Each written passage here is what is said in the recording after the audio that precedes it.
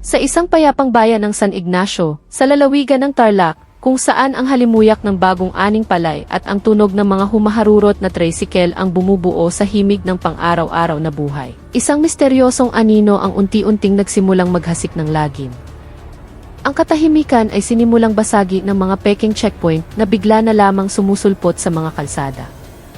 Mga unipormadong lalaki na sa unang tingin ay akalain mong mga tunay na alagad ng batas, ang walang takot na pumapara sa mga motorista, nangingikil ng pera, at nag-iiwan ng takot sa puso ng mga residente. Isa sa kanilang naging biktima ay si Aling Elena, isang ginang na ang tanging hangad ay makauwi ng payapa sa kanyang pamilya. Ngunit hindi siya isang ordinaryong biktima. Ang kanyang tapang ay hindi nasusukat sa pisikal na lakas, kundi sa pagmamahal ng isang ina.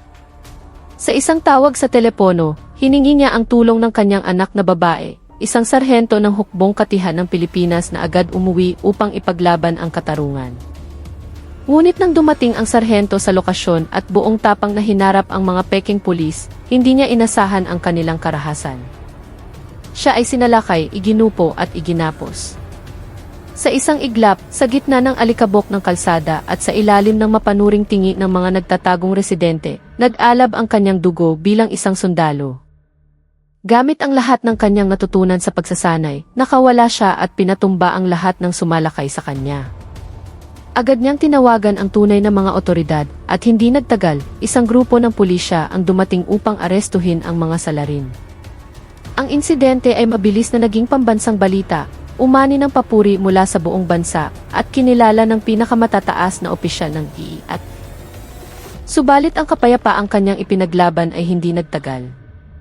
Isang gabi, sa loob ng kanyang kampo, isang misteryosong pakete ang dumating. Naglalaman ito ng isang sobreng nababalot sa tuyong dugo, at sa loob, isang mensahe ng pagbabanta, nagsisimula ka pa lang sa ibabaw. Marami pang pintong nakasara. Sa sandaling iyon, nalaman ni Sargento Maya de la Cruz na ang tunay na laban ay ngayon pa lamang magsisimula. Sino ang nasa likod ng madugong mensahe? At gaano kalawak ang kanilang galamay na handang maghasik ng kadiliman? Sa maliit at payapang bayan ng San Ignacio, ang buhay ay mabagal at simple. Ngunit sa ilalim ng payapang anyo nito, isang lason ang unti-unting kumakala. Ilang linggo nang may mga naglipa ng unipormadong lalaki na nagpapanggap ng mga pulis. Naglalatag sila ng mga biglaang checkpoint sa mga daanang madalas gamitin ng mga magsasaka at mga inang pauwi mula sa palengke.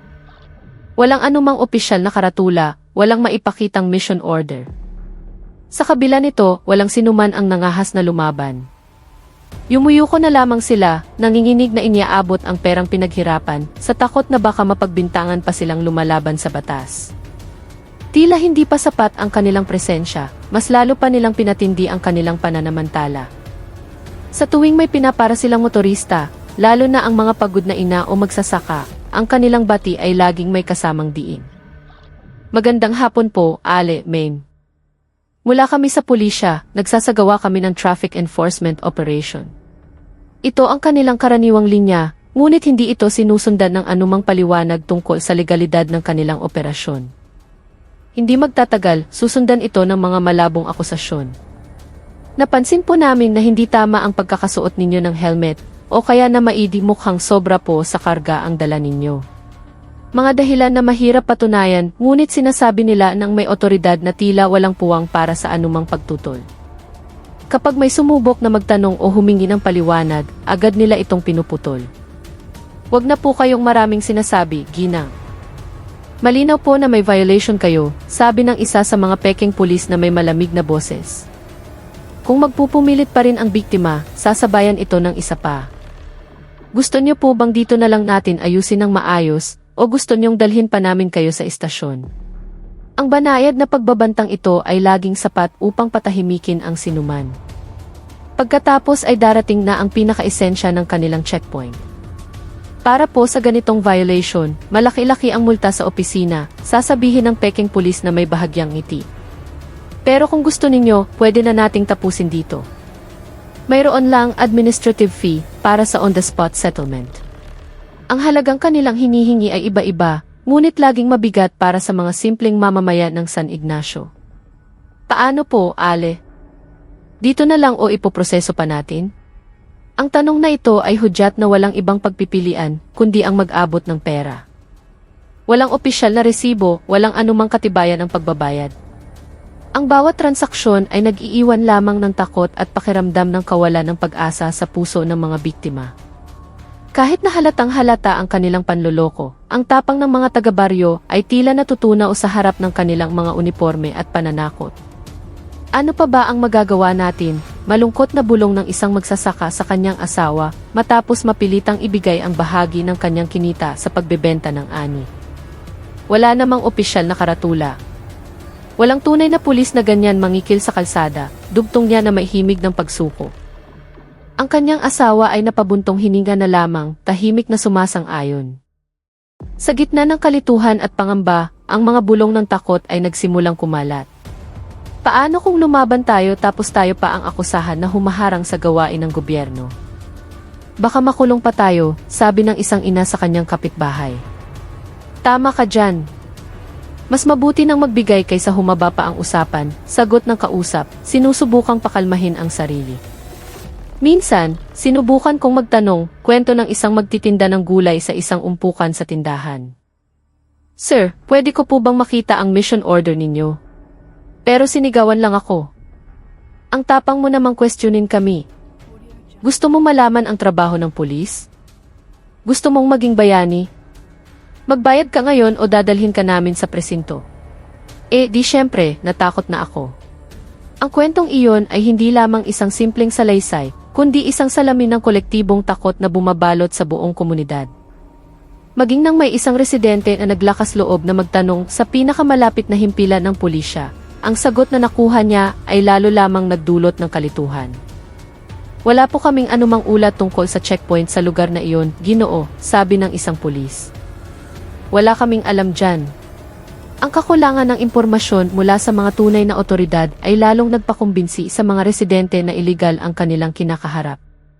Subalit, sa halip na magbigay ito sa kanila ng lakas ng loob, lalo lamang nitong pinalakas ang kanilang takot. Paano kung isumbong natin sila, tapos lumabas na mga tunay pala silang pulis na naka-undercover? Ano na lang ang mangyayari sa atin? Ito ang nasa isip nila. Kaya iisa lamang ang kanilang nagiging tugon, ang yumuko, magbayad, at umasang matapos na ang bangungot na iyon. Isang nakapapasong hapon, habang ang araw ay unti-unti nang bumababa sa kanluran, si Aling Elena ay pauwi na mula sa palengke. Puno ang kanyang bayong ng mga sariwang sangkap para sa hapunan ng kanyang pamilya. Ang kanyang isip ay abala sa pagpaplano ng lulutuing paborito ng kanyang mga anak. Ngunit sa kalagitnaan ng kanyang paglalakbay, ang pangarap ng isang masayang hapunan ay biglang naglaho. Isang itim na sasakyan na hindi karaniwang nakikita sa kanilang lugar, ang biglang humarang sa kanyang motorsiklo. Mula sa loob nito ay lumabas ang isang grupo ng mga lalaking nakauniporme, katulad ng mga naghahasik ng takot sa kanilang bayan. Biglang kumabog ng malakas ang dibdib ni Aling Elena. Alam niyang siya na ang susunod. Isang lalaking matipuno at may matigas na mukha, na kalauna ay makikilala bilang si Dante, ang lumapit sa kanya. Magandang hapon, Ale, bati nito ng walang anumang ngiti. Nagsasagawa kami ng regular na inspeksyon. Nahuli ka naming lumabag sa batas trapiko. Tumingin si Aling Elena ng may pagtataka. Lumabag? Saan po, Ginoo? Nakasuot naman po ako ng helmet at mabagal ang takbo ko, sagot niya, nanginginig ang boses, pilit inaalala kung may nagawa ba siyang mali. Hindi siya pinansin ni Dante. Huwag ka nang magdahilan. Kitang-kita namin. Ngayon, para sa violation na ito, kailangan mong magbayad ng multa. Binanggit niya ang isang halaga na ikinagulat ni Aling Elena. 2,000 piso, Ale. Para ito sa administrative fee para maayos na dito. 2,000, bulalas ni Aling Elena, hindi makapaniwala. Saan po ako kukuha ng ganoong kalaking pera? Isa lang po akong simpleng may bahay. Sapat lang po itong dala kong pera para sa pinamili ko. Sinubukan niyang tumawad. Hindi po ba pwedeng bawasan? Kahit 500 na lang po. Ngumisi si Dante. 500? Ano nang akala mo sa amin, pulubi? Huwag kang magbiro, Ale. Batas ito. Gusto mo bang ayusin na ngayon o dadalhin ka namin sa presinto? pagbabanta niya, tumataas na ang tono ng kanyang boses. Nang makitang hindi pa rin kumikibo si Aling Elena, lumapit pa si Dante. Ang kanyang mga mata ay tila tumutusok. "O, paano, Ale? Lalaban ka pa ba sa amin?" sigaw niya. Sa kabila ng sigaw, hindi na tinag si Aling Elena. Sa halip, tinignan niya si Dante ng diretso sa mata, isang tingin na nagpapakita ng galit at ng kawalang katarungang kanyang nararamdaman. Kahit nabasa na ng luha ang kanyang mga pisngi at durog ang kanyang puso, sinubukan pa rin ni Aling Elena na humanap ng kahit katiting na hustisya o awa. "Ginoo, parang awa niyo na. Napakalaking halaga po niyan para sa akin. Hindi po ba kayo pwedeng maawa kahit kaunti?" Pakiusap niya, ang kanyang boses ay nanginginig dahil sa pagpipigil ng iyak. Itinaas niya ang kanyang mukha na puno ng luha, umaasang may makikita siyang bahid ng simpatsya sa lalaking nasa harapan niya. Ngunit ang kanyang pakiusap ay walang epekto kay Dante. Sa halip, lalo pang tumigas ang kanyang mukha, nagpapakita ng pagkainis. "Sinabi ko na, Ale, hindi ito usapin ng awa. Ito ay usapin ng paglabag sa batas," sigaw niya, ang kanyang boses ay umalinggaw sa tahimik na kalsada. "Huwag mong subukang ubusin ang pasensya namin.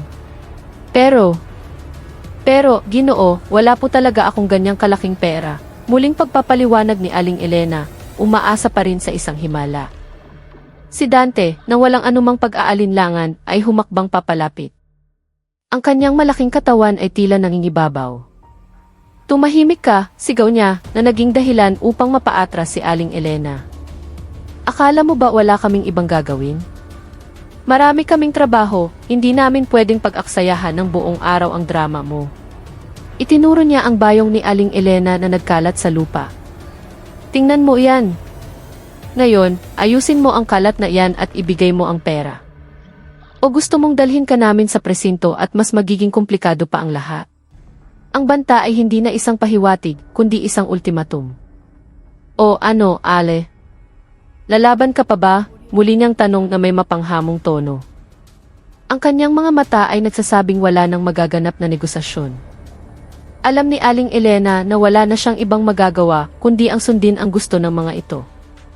Ngunit kahit na sinigawan at binantaan na siya ni Dante, isang di inaasahang kislap ng katapangan ang biglang nag-alab sa puso ni Aling Elena. "Hindi ko po lalabagin ang batas, Ginoo. Pero hindi ko rin po pwedeng ibigay ang perang hindi ko naman pag-aari, dahil lang sa sinabi ninyo," sagot niya, mas matatag na ngayon ang kanyang boses kahit nanginginig pa rin. Itinaas niya ang kanyang baba, ang kanyang mga matang namumugto, dahil sa pag-iyak ay direktang tumitig kay Dante. Ang tingin na iyon ay hindi na tingin ng pagmamakaawa o takot, kundi isang matalim na sulyap na nagpapahiwatig ng galit at kawalang katarungan. Nagulat si Dante. Hindi niya inaasahan na isang ginang ang maglalakas loob na tumitig sa kanya nang ganoon matapos ang lahat ng kanyang pananakot. Pakiramdam niya ay hinahamon ang kanyang pagkalalaki, kaya't sumiklab ang kanyang galit. "Aba, gusto mo palang maging bayani dito, ha?" Pang-uyam niya. "Akala mo ba matatakot kami sa tingin mo?" Nang walang anumang babala, mabilis siyang kumilos. "Heto ang sayo," sigaw niya. At buong lakas niyang itinulak si Aling Elena. Nawala ng balanse ang babae. Ang bayong na mahigpit niyang hawak ay muling nabitawan. Ang laman nito ay kumalat sa semento. Ang katawan ni Aling Elena ay tumilapon at bumagsak ng malakas sa lupa. Ang ibang mga peking pulis na kanina pa nanonood ay nagsimulang magtawanan. "Ha ha ha, yan ang napapala ng mga lumalaban," sigaw ng isa sa kanila. "Kaya huwag kayong makamakam sa amin," dagdag ng isa pa. Si Aling Elena ay nanatiling nakahandusay, iniinda ang sakit sa katawan at sa puso, pinalilibutan ng mga mapanlibak na tawa ng mga huwad na alagad ng batas. Matapos bumagsak, habang marumi na ang kanyang damit at nagkalat ang kanyang mga pinamili, pilit na bumangon si Aling Elena. Ang pisikal na sakit ay humalo sa kirot sa kanyang puso dahil sa mga tawa ng mga nakapaligid sa kanya. Ang mga luhang kanina ay dahan-dahang dumadaloy ay bumuhos na ngayon. Humagulgol siya hindi lang dahil sa sakit at gulat, kundi dahil sa matinding kahihiyan at kawalan ng magawa. Nang makitang nakatayo na si Aling Elena, muling lumapit si Dante. "O, paano ngayon, Ale?" sabi niya na may mapanghamak na tono. "Lalaban ka pa ba? Akala mo matatalo mo kami sa titig lang. Tumahimik si Aling Elena, lalo pang lumakas ang kanyang pag-iyak. Wasak na ang kanyang dignidad. Naramdaman niyang ang anumang paglaban ay magdudulot lamang ng mas matinding pagdurusa. Diyos ko, protektahan niyo po ako, bulong niya. Nagpatuloy si Dante, mas apurado na ngayon. Kaya, aayusin ba natin ng maayos o dadalhin ka namin sa presinto? Itinuro niya ang kanilang sasakyan. Wala na kaming maraming oras. Huwag mo nang hintayin gumamit pa kami ng dahas. Nang marinig ang banta, naisip agad ni Aling Elena ang kanyang mga anak. Ayaw niyang makita siya ng mga ito sa mas malalang kalagayan. Kaya, sa huli, sumuko siya. Sige po. Ibibigay ko na po ang pera. Nanginginig ang kanyang mga kamay habang kinukuha mula sa kanyang pitaka ang 2,000 piso, isang halaga na nakalaan sana para sa mga pangangailangan nila kinabukasan. Heto po, sabi niya habang inaabot ang pera. Mabilis itong kinuha ni Dante. Sila at ang kanyang mga kasama ay agad na sumakay sa sasakyan at umalis, iniwan si Aling Elena na nakatayo mag-isa sa gilid ng kalsada, wasak ang puso. Sa wakas, nakauwi si Aling Elena. Hindi na niya napigilan pa ang kanyang emosyon. Nang maisara ang pinto, agad niyang kinuha ang kanyang telepono. Nanginginig ang kanyang kamay habang tinatype ang numero ng kanyang anak. Hello, Maya, basag ang boses ni Aling Elena, hindi mapigilan ang pag-iyak. Sa kabilang linya, isang boses ng isang babae ang sumagot, puno ng pag-aalala. Nay, anong nangyari?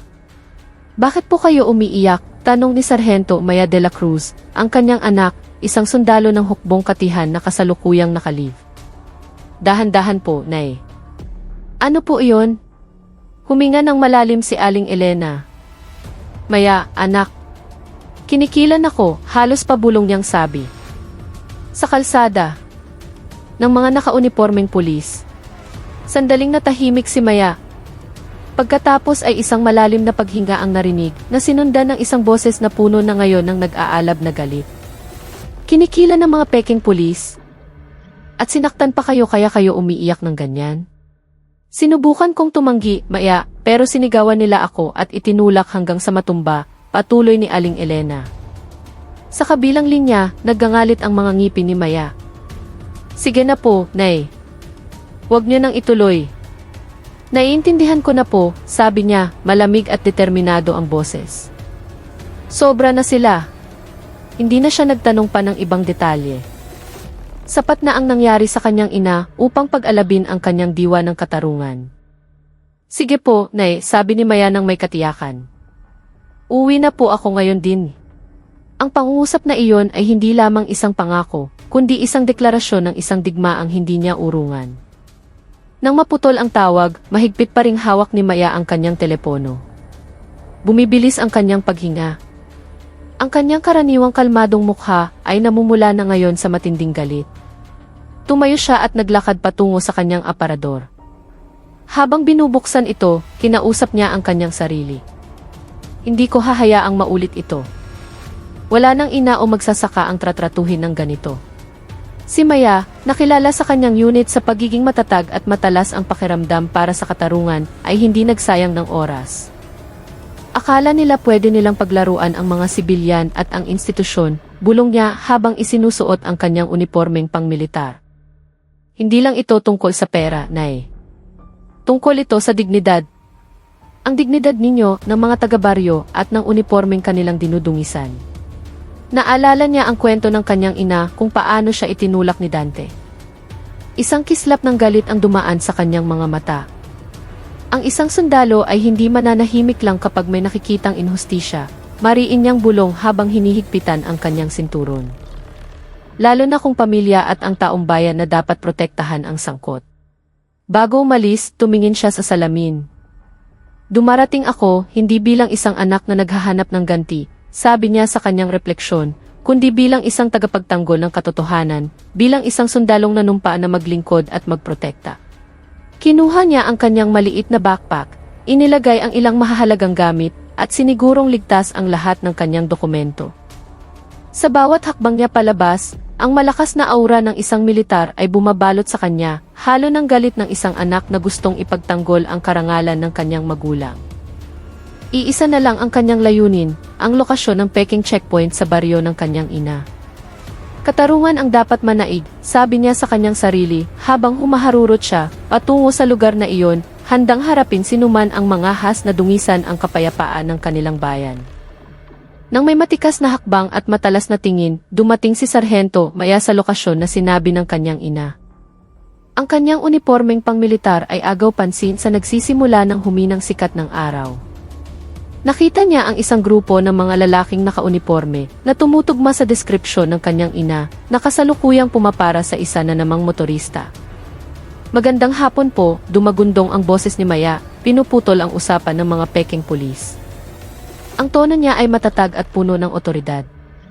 Napalingon ang mga lalaki, nagulat sa presensya ng isang babaeng sundalo. Ang isa sa kanila, na mukhang lider, ay humakbang pasulong. Anong kailangan mo, miss? Trabaho namin to, trabaho ng pulis, sabi niya na may halong pagmamaliit, sinusubukang ipakitang siya ang may kapangyarihan. Hindi na tinag si Maya. Lumapit siya, tinitigan ng diretso sa mata ang lalaki. Trabaho ng pulis, sabi ninyo. Wala akong nakikitang opisyal na karatula ng checkpoint dito. Wala rin kayong malinaw na pagkakakilanlan. Ipinag-cross niya ang kanyang mga braso. Bilang isang sundalo ng D, may karapatan akong questionin ang anumang aktibidad na nakakagambala sa komunidad.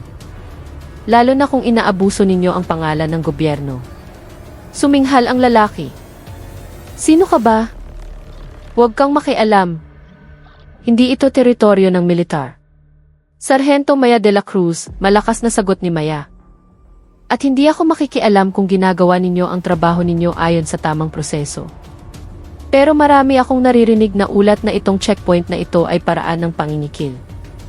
Kaya, ipakita ninyo ang opisyal na mission order ninyo ngayon din. Nang marinig ang hiling para sa mission order at ang akusasyon ng pangingikil, agad na nagbago ang tensyon sa mukha ng mga lalaki. Nagtinginan sila, naghahanap ng paraan para makalusot. Masyado kang pakialamera, miss. Wala kang karapatan dito, sigaw ni Dante, ang mismong lalaking nanakit sa ina ni Maya. Itinuro siya ni Maya. Ikaw ang nagtulak sa nanay ko hanggang sa matumba, hindi ba? Akala mo makakatakas ka lang. Nanlaki ang mga mata ni Dante, na pagtantong ang babaeng sundalo sa harap niya ay anak ng isa sa kanilang mga biktima. Naghahanap ng gulo ang isang ito, sigaw ni Dante sa kanyang mga kasama. Ginugulo niya ang trabaho natin. Huwag ninyong hayaang makialam. Umabot na sa sukdulan ang tensyon. Nagsimula na ang mainit na pagtatalo, ngunit walang salita ang makakapigil sa determinasyon ni Maya na ipaglaban ang katarungan. Handa na siyang harapin anuman ang mangyari. Si Maya, na may kahinahunan ng isang sanay na sundalo, ay hindi natakot. Inaasahan na niya ang reaksyon ng mga ito. Kaya mas pipiliin ninyong gumamit ng dahas kaysa magpakita ng legal na dokumento, tanong niya. Patunay lang yan na mga manloloko talaga kayo. Hulihin yan, sigaw ni Dante, namumula ang mukha. Huwag ninyong hayaang makatawag ng kahit sino. Walang anumang babala, 3 lalaki ang sabay-sabay na sumugod kay Maya. Sinubukan siyang tamaan ng isa sa ulo, habang ang 2 naman ay pilit siyang hinuhuli. Ngunit handa si Maya. Mabilis siyang yumuko, umiwas sa unang atake, at mabilis na umikot para makawala sa hawak ng 2. Akala niyo matatakot ninyo ang isang sundalo ng D. Bulong ni Maya, nag-aalab ang mga mata. Ginamit niya ang mga teknik ng military martial arts na kanyang pinag-aralan. Ang kanyang mga kamay ay kumilos na parang kidlat, tumatama sa mga mahihinang parte ng katawan ng mga kalaban. Sinanay akong magprotekta, hindi para takutin. Isang lalaki ang napasigaw sa sakit ng tamaan siya ni Maya sa tuhod. Bumagsak ito sa lupa. Ngunit mas marami pa rin sila. Huwag kayong bibitaw, isa lang yan, sigaw ni Dante. Kahit na isa-isang napapatumba ni Maya ang mga kalaban, hindi sila sumusuko. Dali, hulihin nyo, bago pa makatakas, utos ni Dante. Nagsimula silang magtulungan, sinusubukang talunin si Maya. Mabilis na kumilos si Maya, umiiwas sa mga atake mula sa iba't ibang direksyon. Isang matinding labanan ang naganap sa gitna ng kalsada, habang ang mga residente na kanina itakot ay nagsimula ng maglakas loob na kunan ng video ang pangyayari. Kahit na ipinakita ni Maya ang kanyang pambihirang galing sa pakikipaglaban, napaharap pa rin siya sa isang malaking hamon. Mas marami ang kanyang kalaban. Habang pinapatumba niya ang isa pa, nakita ni Dante at ng dalawa pa niyang kasama ang isang pagkakataon. "Sugurin niyo sa likod," sigaw ni Dante. Isang lalaki ang nakayakap kay Maya mula sa likuran, habang hinawakan naman ng isa pa ang kanyang mga braso. Nagpumiglas si Maya, ngunit masyadong mahigpit ang kanilang hawak. "Bitawan niyo ako. Hindi kayo makakatakas," sigaw niya. Sa pinagsamang lakas, nawala ng balanse si Maya. "Itumba niyo," utos ni Dante. Itinulak nila si Maya hanggang sa bumagsak siya sa lupa.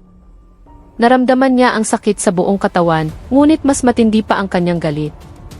Mabilis na kumuha si Dante ng isang lubid. "Talian niyo, bilis," utos niya. Mahigpit na hinawakan ng dalawang lalaki si Maya habang si Dante naman ang nagtatali sa kanyang mga kamay at paa. Hindi na makagalaw si Maya.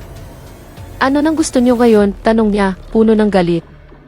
Lumapit si Dante. "Ang gusto namin, kakalagkarin ka namin sa buong baryo, Sarhento," bulong niya.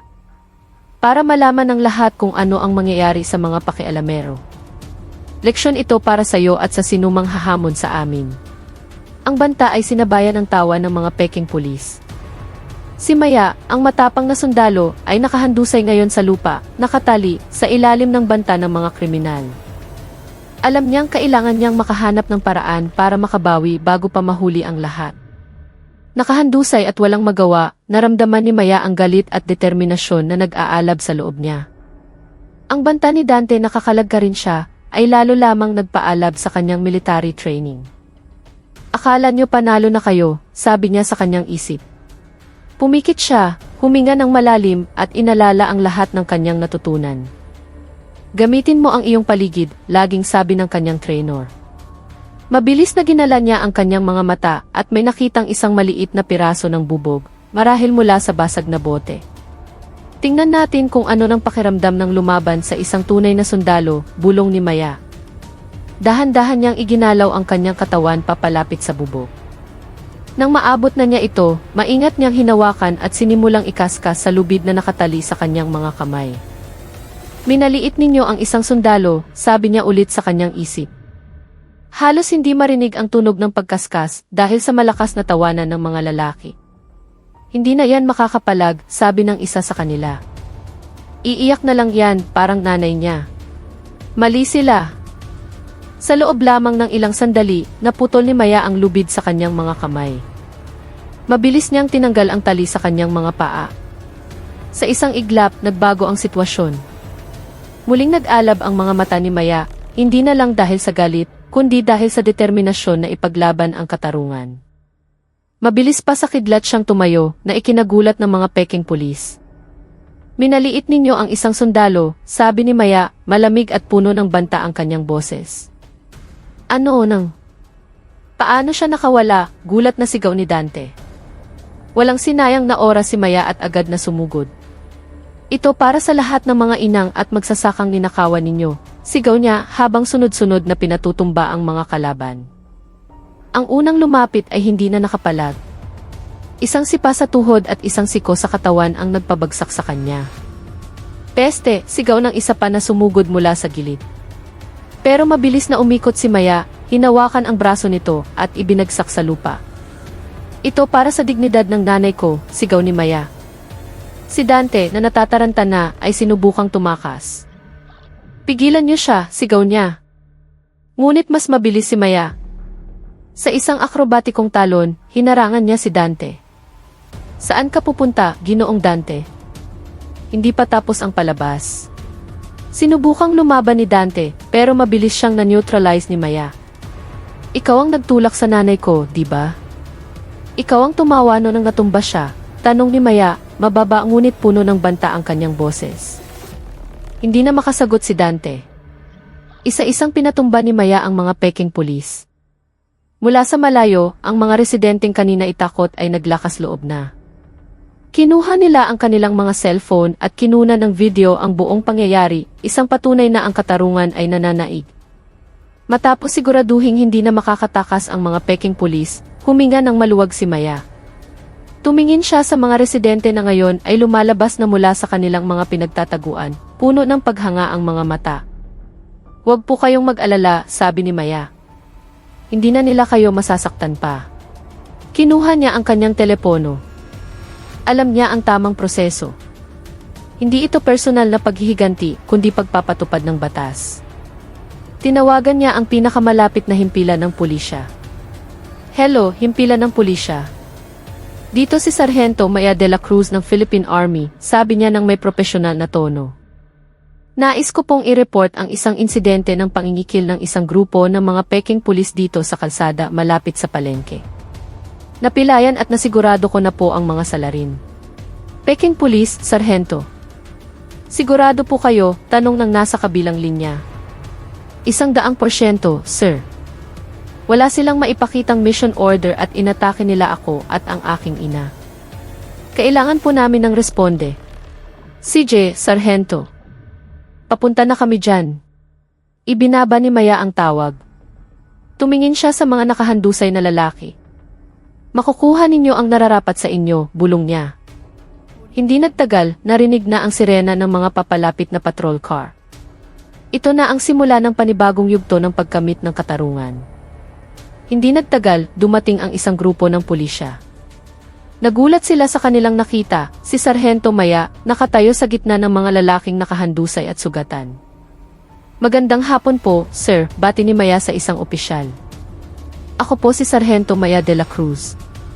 Sitwasyon po ay kontrolado na." "Ano nang nangyari dito, Sargento?" tanong ng opisyal, halata ang pagtataka. "Sila po ay mga peking pulis, sir. Nangikil sila ng mga residente, kasama na ang nanay ko, at inatake nila ako nang hingan ko sila ng mission order. Napilitan po akong depensahan ang aking sarili." Agad na inutos ng opisyal ang kanyang mga tauhan. "Arestuhin ang mga yan. I-check ang kanilang mga Z." Tulad ng inaasahan ni Maya, walang maipakitang lehitimong pagkakakilanlan ang mga lalaki. "Sir, wala po silang pulis at ang mga uniforme nila ay peke," ulat ng isang pulis. Sinubukan pang magdahilan ni Dante, pero agad siyang pinutol ni Maya. "Kung tunay kayong mga pulis, bakit wala kayong mission order? Bakit kayo nangingikil? Bakit ninyo inaatake ang isang sundalo?" Napatahimik si Dante. Tumango ang opisyal, kumbinsido sa paliwanag ni Maya. "Dalhin sila lahat sa presinto," utos niya. Habang isinasakay sa patrol car ang mga salarin, nakahinga ng maluwag ang mga residente. Tumayo si Maya, pinapanood ang lahat, alam niyang ang unang yugto ng laban ay nagtagumpay na. Sa loob ng interrogation room sa himpilan ng pulisya, ang mga dating mayabang na salarin ay nakayuko na ngayon. Kasama ni Maya ang isang opisyal mula sa kanyang unit. "Sige, magsalita na kayo." "Sino talaga kayo?" tanong ng investigador. Kami po ay mga tunay na pulis," pilit ng isa. Inilapag ng investigador ang mga ebidensya sa mesa. "Huwag kayong magsinungaling. May mga testimonya kami mula sa mga residente, may video at biktima rin ang isang sundalo ng D. Ang uniforme ninyo ay peke." Tumingin siya kay Dante.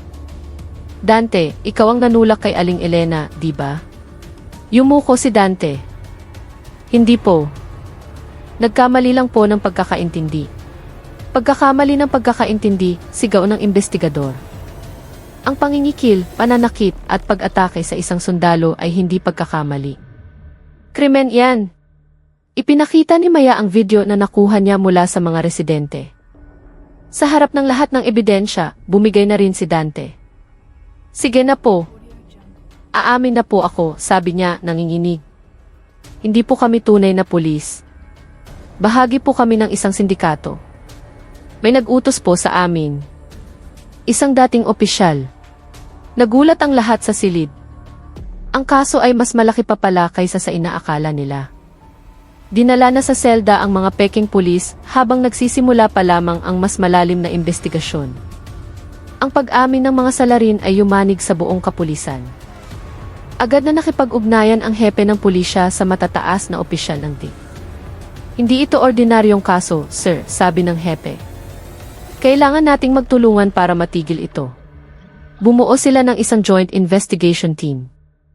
Si Maya, bilang pangunahing saksi, ay formal na nagbigay ng kanyang testimonya. Ibinigay niya ang lahat ng ebidensya, pati na ang piraso ng lubid na ginamit sa kanya.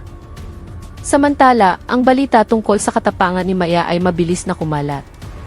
Ang video ng kanyang pakikipaglaban ay naging viral sa social media.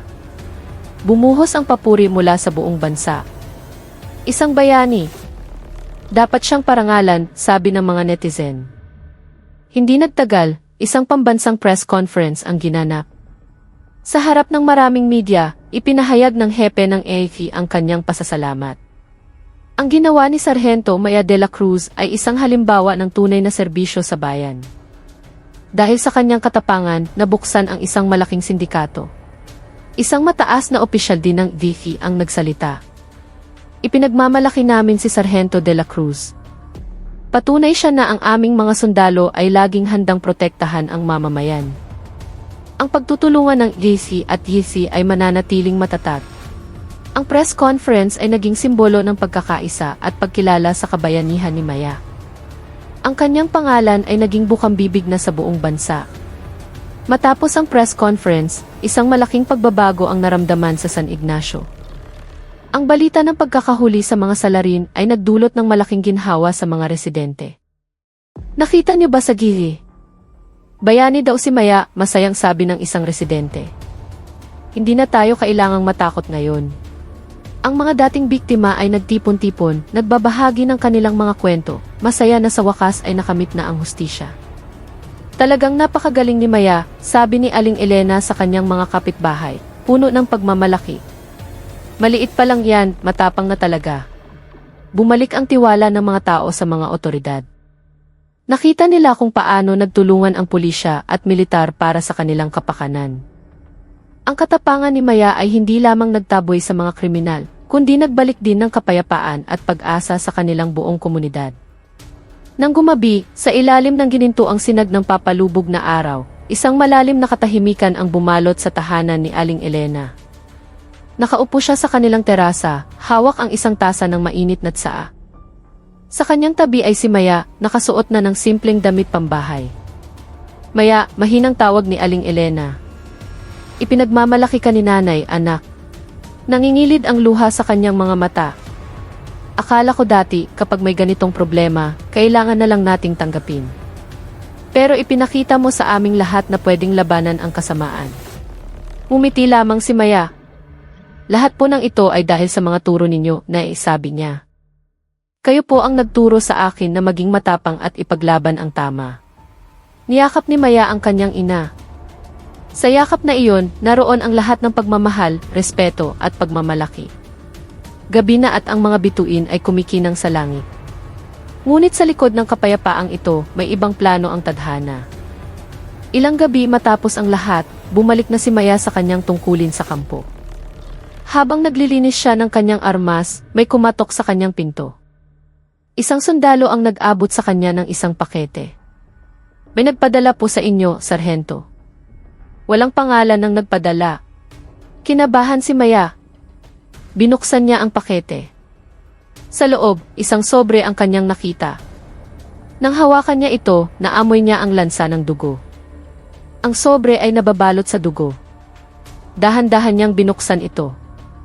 Sa loob, isang piraso ng papel. Nagsisimula ka pa lang sa ibabaw.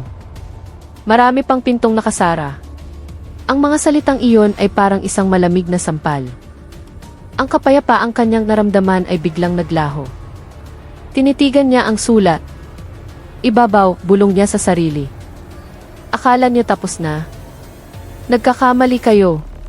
Naglakad siya patungo sa kanyang lalagyan ng armas. Kinuha niya ang kanyang combat knife. Hinawakan niya ito ng mahigpit. Kung babalik sila, bulong niya habang nakatingin sa refleksyon niya sa talim ng kutsilyo, handa na ako. At sa pagkakataong ito, wala nang awa. Ang banta ay isang hamon, at si Sargento Maya de la Cruz, isang tunay na sundalo, ay handang-handa na harapin ito. Ang pagkakahawak ni Maya sa kanyang combat knife ay lalong humigpit. Ang mga salita sa madugong papel ay malinaw na nakatatak sa kanyang isipan. Hindi ito simpleng banta, ito ay isang deklarasyon ng digmaan. Ibabaw, ulit niya, ang kanyang boses ay mahina ngunit puno ng panganib. Akala niyo matatakot ninyo ako sa isang duwag na mensahe. Alam niyang ang sindikatong kanyang binangga ay mas malaki at mas malalim kaysa sa kanyang inaakala. Ang dating opisyal na nabanggit ay isa lamang piraso ng isang masalimuot na sapot. Tinitigan niya ang talim ng kanyang kutsilyo. Marami man silang pintong nakasara, sabi niya sa sarili, lahat ng susi ay may kahinaan at hahanapin ko ang kahinaan na yon. Kinuha niya ang kanyang communication device. Kung babalik sila, bulong niya, handa na ako. At hindi ko na sila hahayaang makatakas. Ito ay hindi na lamang pagtatanggol, kundi paghahanda para sa isang opensiba. Ang madugong mensahe ay isang paalala na ang laban para sa katarungan ay hindi pa tapos. At para kay Maya, walang lugar ang takot. Tanging determinasyon at paghahanda. Nang gabing iyon, hindi natulog si Maya. Inihanda niya ang kanyang sarili, nilinis ang kanyang mga armas, at pinlano ang bawat posibleng mangyari. Sa kanyang puso,